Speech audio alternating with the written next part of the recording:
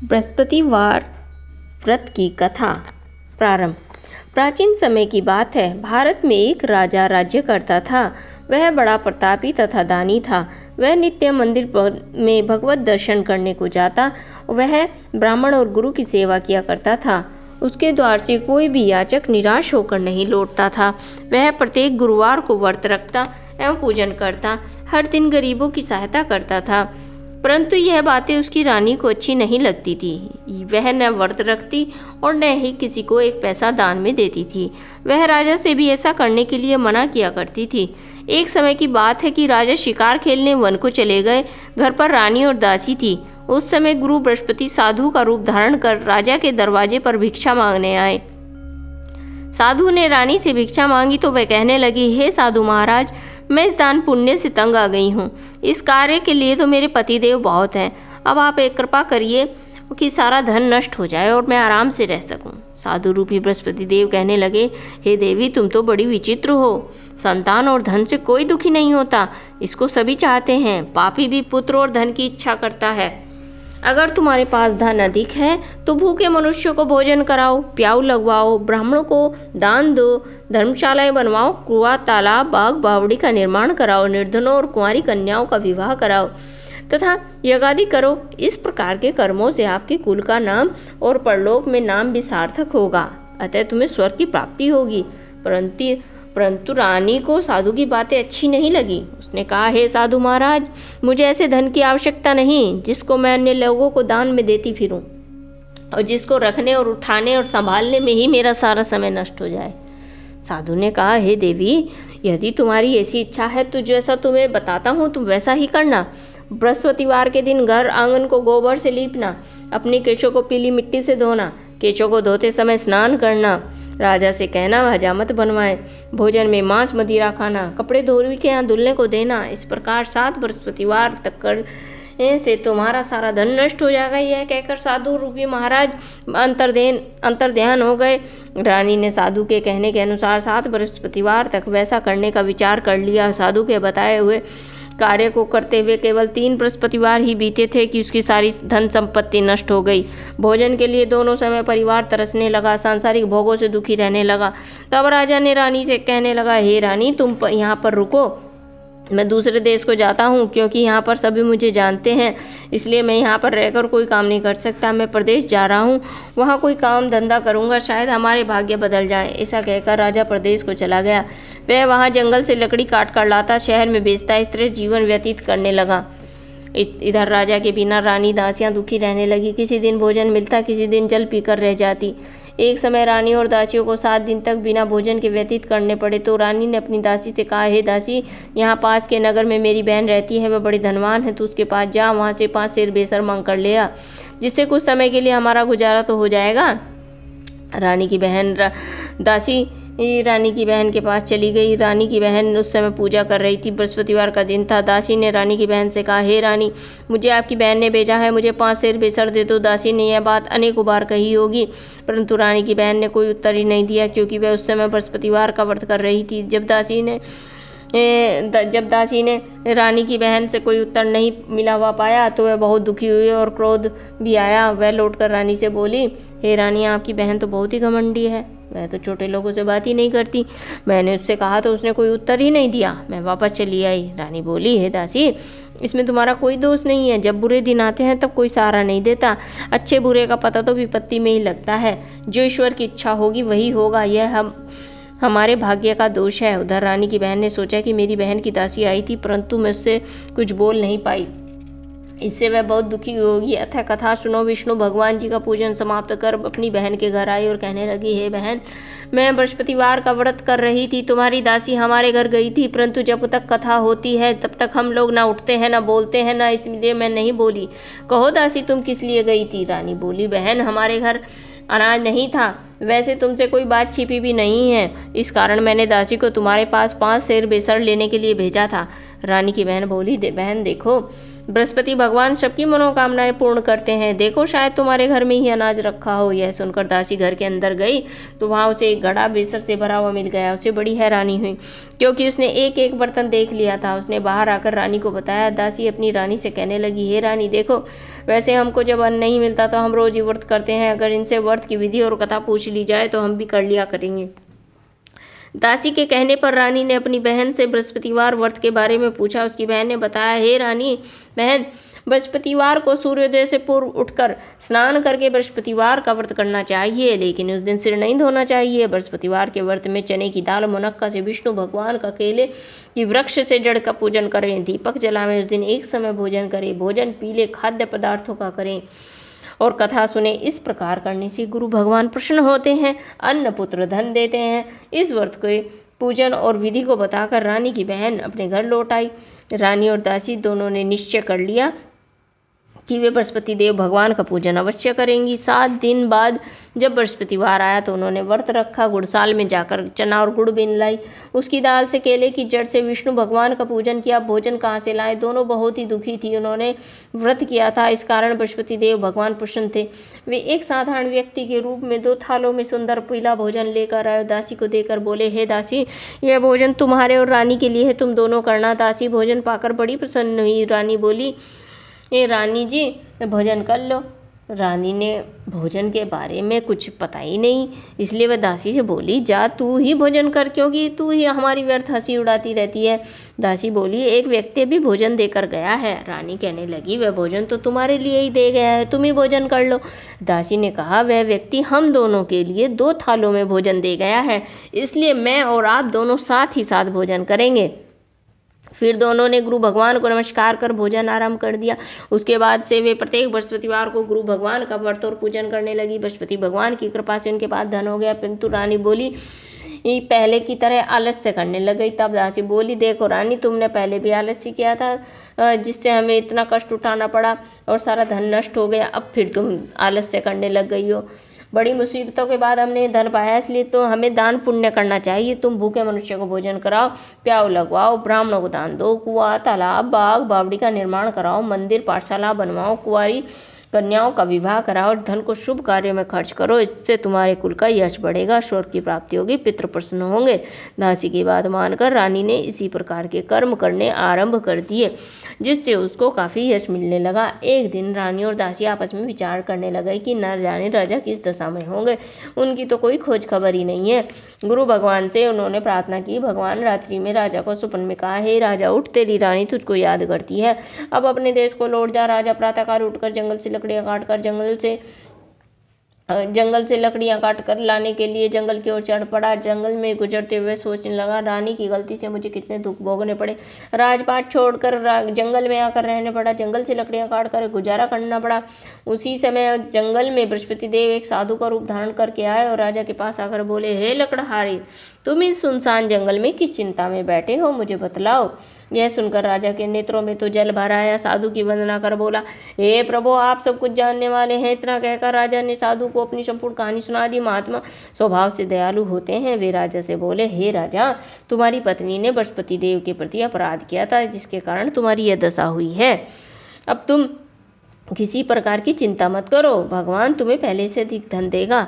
और तुम्हारी पत्नी ने बृहस्पतिवार का व्रत आरंभ कर दिया है। अब तुम भी बृहस्पतिवार का व्रत करके चने की दाल, गुड़ और जल को लोटे में डालकर केले के पत्ते से भगवान विष्णु का पूजन शुरू कर दो और कथा सुनो। भगवान तुम्हारी सारी मनोकामनाएं पूर्ण करेंगे। साधु को प्रसन्न देखकर राजा बोला, हे प्रभु, मुझे लकड़ी बेचकर इतना पैसा भी नहीं बचता कि जिससे मैं भोजन के उपरांत कुछ बचा सकूं। मैंने रात्रि में अपनी रानी को व्याकुल देखा, मेरे पास कोई साधन भी नहीं जिससे मैं उसका समाचार जान सकूं। फिर मैं बृहस्पतिवार की कौन सी कहानी कहूं या सुनूं, मुझे तो कुछ भी मालूम नहीं है। साधु ने कहा, हे राजा, तुम किसी प्रकार की चिंता मत करो। बृहस्पति देव के दिन तुम रोजाना की तरह लकड़ियां लेकर शहर में जाना और तुम्हें रोज से 2 गुना धन प्राप्त होगा, जिससे तुम भली भांति भोजन भी कर लोगे और बृहस्पति देव की पूजा का सामान भी आ जाएगा। बृहस्पति देव की कथा इस प्रकार है, मैं तुम्हें कथा सुनाता हूँ। प्राचीन काल में एक बहुत निर्धन ब्राह्मण था। उसकी कोई संतान नहीं थी। वह नित्य पूजा पाठ करता, उसकी स्त्री मलता के साथ रहती थी। वह न स्नान करती, न किसी देवता का पूजन करती। प्रातःकाल उठते सर्वप्रथम भोजन करती, बाद में अन्य कार्य करती। ब्राह्मण देवता बहुत दुखी थे, पत्नी को समझाते हुए, किंतु उसका कोई परिणाम नहीं निकलता। भगवान की अनुकंपा से एक समय उस ब्राह्मण की पत्नी गर्भवती हुई। 10वें महीने में एक सुंदर कन्या को जन्म दिया। निर्धन ब्राह्मण कन्या के जन्म से बहुत दुखी था। धीरे धीरे ब्राह्मण की कन्या बड़ी होने लगी। बचपन से ही उस कन्या की रुचि भगवान विष्णु की पूजा में थी। वह प्रातः उठते स्नान आदि करती, भगवान विष्णु की पूजा करने के लिए मंदिर में जाती थी। बृहस्पतिवार को व्रत करके विधि पूर्वक पूजा पाठ करती। पूजा पाठ के बाद वह पढ़ने के लिए पाठशाला जाती। पगड़ से मुट्ठी भर जौ लेकर जाती। रास्ते में थोड़े थोड़े जौ गिराती जाती। जब तक वह पाठशाला से घर लौटती, हुए जौ के दाने सोने में बदले हुए मिलते। लड़की उन सभी दानों को बिन लाती थी। एक दिन जब वह सोने के दानों को साफ कर रही थी, उसकी माँ ने कहा, बेटी, सोने के दाने साफ करने के लिए सोने का सूप भी होना चाहिए। अगले दिन बृहस्पतिवार था। उसने भगवान बृहस्पतिदेव की पूजा करते हुए प्रार्थना की, हे भगवान, यदि मैंने व्रत आपका विधिवत किया हो तो मुझे सोने का सूप दे। तो भगवान बृहस्पतिदेव ने उसकी मनोकामना पूरी करने का वचन दिया। पाठशाला से लौटते समय उसे रास्ते में सोने का सूप पड़ा हुआ मिला। घर से लौटकर सोने का सूप अपनी माँ को दिखाकर वह सोने के दाने साफ करने लगी। उसी नगर में नगर का राजकुमार उसके घर के पास से गुजरा। उस सुंदर लड़की को सोने के सूप में जो साफ करते देखकर राजकुमार उस पर मोहित हो गया। महल में लौटकर राजकुमार ने राजा से उस लड़की के विवाह करने की इच्छा प्रकट की। तो राजा ने ब्राह्मण को महल में बुलाकर राजकुमार से लड़की का विवाह की बात की। ब्राह्मण तैयार हो गया। धूमधाम से उस लड़की का विवाह राजकुमार से हुआ। दुल्हन बनकर ब्राह्मण की लड़की महल में चली गई। लड़की के चले जाने से ब्राह्मण फिर से निर्धन हो गया। उसे कई कई दिनों तक भोजन नहीं मिलता। बहुत दुखी होकर ब्राह्मण एक दिन अपनी लड़की के पास गया। अपने पिता से निर्धनता का समाचार सुनकर उससे बहुत धन देकर पिता को विदा किया। उस धन से ब्राह्मणों ने न कुछ दिन तो आराम से अपना जिंदगी बसर कर ली, लेकिन जल्द ही फिर भूखों मरने की हालत हो गई। ब्राह्मण अपनी लड़की से धन लेने के लिए फिर महल में पहुंच गया। लड़की ने अपने पिता की बुरी हालत देखकर कहा, पिताजी, आखिर कब तक मुझसे धन लेकर जीवन यापन करते रहेंगे? आप कोई ऐसा उपाय क्यों नहीं करते जिससे आपका घर धन संपत्ति से भर जाए? ब्राह्मण ने कहा, मैं तो तुम्हारी माता को बहुत समझा लिया, पर उनकी समझ में तो कुछ आता नहीं। उनका फूहड़पन नष्ट हो तो घर की निर्धनता भी दूर हो जाए। तब कुछ सोच समझ कर लड़की ने पिताजी से कहा, हे पिताजी, आप कुछ दिनों के लिए माँ को मेरे पास छोड़ जाइए। तब कुछ सोचकर ब्राह्मण की पत्नी को लड़की के पास महल में छोड़ आया। लड़की ने अपनी माँ से कहा, माँ, तुम प्रातःकाल उठकर स्नान आदि करके भगवान विष्णु की पूजा अवश्य करना। पूजा करने से तुम्हारी निर्धनता अवश्य दूर हो जाएगी।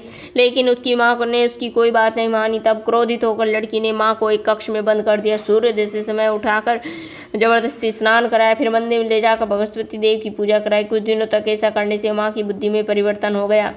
अतः वह स्वयं ही बृहस्पतिवार का व्रत रखने लग गई। उसके व्रत करने से ब्राह्मण के घर में भगवान विष्णु की अनुकंपा से धन की वर्षा होने लगी। दोनों पति पत्नी धन संपत्ति पाकर आनंद पूर्वक जीवन यापन करते हुए विष्णु धाम को चले गए। लकड़हारा बने राजा ने उस साधु को भगवान बृहस्पतिदेव की कथा सुनकर बृहस्पतिवार का व्रत करके भगवान विष्णु की पूजा की। उस दिन से उसके सभी क्लेश दूर हो गए। लेकिन अगले बृहस्पतिवार को काम काज में अधिक व्यस्त रहने के कारण उसने भगवान बृहस्पति देव का व्रत नहीं किया। भगवान बृहस्पति देव लकड़हारे से क्रोधित हो गए, उसे भूल की सजा दी। उस दिन नगर के राजा ने नगर में घोषणा करके सबको सूचित कर दिया कि प्रत्येक नागरिक मेरे महल में भोजन करने को आए। जो नहीं आएगा उसे अपराधी मानकर भारी दंड दिया जाएगा। लकड़हारा बने राजा ने उस नगर के राजा की घोषणा सुनी, लेकिन जंगल से लकड़ी काटकर लाने और उन्हें बेचने में देर हो जाने के कारण महल में भोजन करने को नहीं जा सका। अतः राजा की सैनिक लकड़हारे को पकड़कर महल में ले गए। राजा ने उसे महल में एक कक्ष में बैठाकर भोजन कराया। उस कक्ष में एक खूंटी पर सोने का हार लटका हुआ था। लकड़हारा अकेला उस कक्ष में भोजन कर रहा था। तभी उसने एक आश्चर्यजनक घटना घटती हुई देखी। देखते ही देखते हुए खूंटी हार को निकल गई। थोड़ी देर के बाद राजा ने हार को गायब देखा तो लकड़हारे को कारावास में डलवा दिया। लकड़हारा मन ही मन अपने भाग्य को कोसने लगा। तभी उसे जंगल में मिले साधु का स्मरण आया। थोड़ी देर में भगवान बृहस्पति देव सन्यासी के रूप में उसके सामने प्रकट हुए और कहा, हे लकड़हारे, तूने भगवान बृहस्पति देव की पूजा नहीं की, इसी कारण तुम्हें कष्ट हुआ है। लेकिन अब चिंता मत करना। बृहस्पतिवार के दिन कारागार के दरवाजे पर तुम्हें कुछ पैसे पड़े हुए मिलेंगे। उन पैसों से भगवान बृहस्पति देव की पूजा करना और तुम्हारे सारे दुख नष्ट हो जाएंगे। उन पैसों से भगवान बृहस्पति देव का व्रत करके चने और गुड़ मंगाकर लकड़हारे ने बृहस्पतिवार की कथा कही और भगवान बृहस्पति देव ने प्रसन्न होकर उसके नगर के राजा को स्वप्न में लकड़हारे को कारागार से मुक्त करने को कहा। सुबह राजा ने अपने कक्ष में आकर देखा तो खूंटी पर हार लटका हुआ था। राजा ने लकड़हारे को मुक्त कर दिया, उसे धन और आभूषण देकर विदा कर दिया। लकड़हारा बना राजा उस नगर से चलकर अपने नगर में पहुंचा था। उस नगर में कुएं, धर्मशाला, बाग बगीचे देखकर बहुत प्रसन्न हुआ। राजा ने पूछा, ये किसने बनवाए हैं? सबने यही बताया कि ये सब रानी उर्वशी ने बनवाए हैं। राजा महल में पहुंचा तो रानी ने उसका भव्य स्वागत किया। तब राजा ने निश्चय कर लिया कि सप्ताह में एक बार तो सभी बृहस्पति देव का व्रत कर पूजन करते हैं, परंतु मैं प्रतिदिन व्रत किया करूंगा, दिन में 3 बार कथा कहा करूंगा। अब राजा हर समय दुसाले में चने की दाल बांधे रहता तथा दिन में 3 बार बृहस्पति देव की कथा कहता। कुछ दिनों बाद राजा को अपनी बहन की याद आ गई। एक दिन घोड़े पर सवार होकर राजा अपनी बहन से मिलने चल दिए। अभी राजा नगर के पास ही पहुंचा था तो उसने कुछ लोगों को शव ले जाते हुए देखा। राजा को स्मरण आया कि आज उसने तो बृहस्पतिवार की कथा किसी को नहीं सुनाई है। राजा ने उन लोगों को रोककर कहा, भाइयों, आप शव को ले जाने से पहले मुझसे बृहस्पतिवार की कथा सुन ले। लोगों ने राजा पर क्रोधित होते हुए कहा, तुम पागल तो नहीं हो? लेकिन कुछ बड़े बूढ़ों ने लोगों ने कहा, अच्छा भाई, साथ साथ चलते रहो, अपनी कथा भी कहते रहो। राजा के चलते हुए कथा आदि हुई, शव हिलने लगा। राजा की कथा पूरी हुई, शव उठकर बैठ गया। लोगों ने रानी से दांतों तले उंगली दबाई। अगले बृहस्पतिवार से भगवान बृहस्पति देव का व्रत करने व कथा सुनने का निश्चय कर लिया। अब घोड़े पर सवार राजा को चलते हुए एक किसान के पास पहुंचा। किसान अपने खेत में हल चला रहा था। राजा ने कहा, अरे भाई, मुझसे बृहस्पतिवार की कथा सुन लो। किसान ने झुंझलाकर कहा, अरे भाई, देख नहीं रहे हो, जितनी देर तक तुम्हारी कथा सुनूंगा उतनी देर में तो पूरे खेत में हल चला लूंगा। राजा निराश होकर लौटने लगे। तभी किसान के बैल लड़खड़ाकर जमीन पर जा गिरे। किसान के पेट में भी जोरों का दर्द होने लगा। उस किसान की पत्नी जब खाना लेकर आई तो उसने किसान से इस बारे में पूछ लिया। किसान ने घुड़सवार की पूरी कहानी सुना दी। किसान की पत्नी दौड़ती हुई राजा के पास पहुंचकर हाथ जोड़कर बोली, भैया, मैं तुम्हारी कथा सुनने को तैयार हूँ। राजा ने उसके साथ खेत पर पहुंचकर बृहस्पतिवार की कथा सुनाई। तभी बैल भी उठकर खड़े हो गए। किसान के पेट का दर्द भी तुरंत ठीक हो गया। राजा अपनी बहन के घर पहुंचा तो उसका बहुत स्वागत हुआ। अगले दिन सुबह उठकर राजा ने देखा कि घर के सभी लोग तो भोजन कर रहे हैं।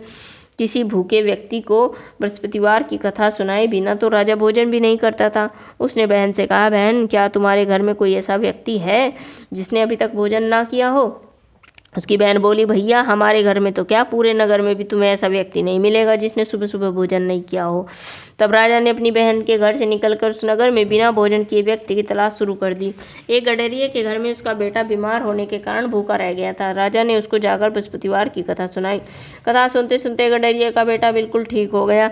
सबने राजा की बहुत प्रशंसा की। एक दिन राजा अपनी बहन से कहा, बहन, हम अपने घर जाना चाहते हैं, तुम भी हमारे साथ चलो, कुछ दिन वहाँ रहकर फिर लौट आना। राजा की बहन ने अपनी सास से पूछा तो सास ने ताने मारते हुए कहा, बहू, मायके जाना तो अकेली जाना, मेरे पोतों को नहीं ले जाना। तुम्हारे भाई के कोई संतान तो है नहीं, कहीं तुम्हारी भाभी मेरे पोतों पर कोई जादू टोना ना कर दे। दूसरे कक्ष में बहन की सास की बातें सुनकर राजा दुखी मन से अकेला ही अपने नगर को लौट आया।